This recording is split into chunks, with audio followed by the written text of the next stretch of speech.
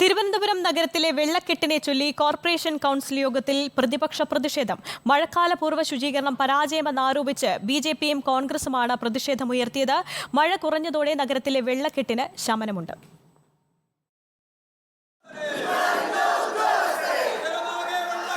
തിരുവനന്തപുരം നഗരത്തിലെ വെള്ളക്കെട്ട് കൗൺസിൽ യോഗത്തിൽ ചർച്ച ചെയ്യണമെന്നായിരുന്നു പ്രതിപക്ഷ കൗൺസിലർമാരുടെ ആവശ്യം. മേയർ മറ്റു വിഷയങ്ങളിലേക്ക് കടന്നതോടെയാണ് പ്രതിഷേധം തുടങ്ങിയത്.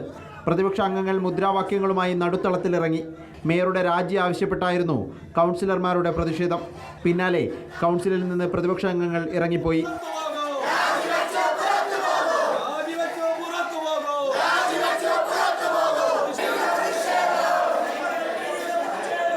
അഗാധമായിട്ടുള്ള കുഴികൾ അടയ്ക്കാൻ പോലും തയ്യാറാവാത്ത ഒരു ഭരണകൂടം, ഇത്രയും ഗതികെട്ട ഒരു ഭരണകൂടം ഈ തിരുവനന്തപുരം നഗരസഭ നാളിതുവരെ ഭരിച്ചിട്ടില്ല. വെള്ളക്കെട്ട് രൂക്ഷമായതിൽ മേയർക്കെതിരെ പ്രതിഷേധം കടുപ്പിക്കാനുള്ള തീരുമാനത്തിലാണ് പ്രതിപക്ഷ കക്ഷികൾ.